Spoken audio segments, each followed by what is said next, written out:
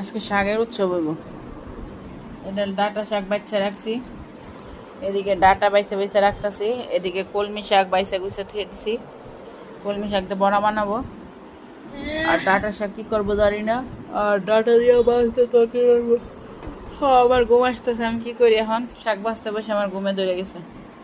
এই সরো, ডিস্টার্ব করো না। মনে হচ্ছে শাক টাক থুয়ে একটু ঘুমাইনি।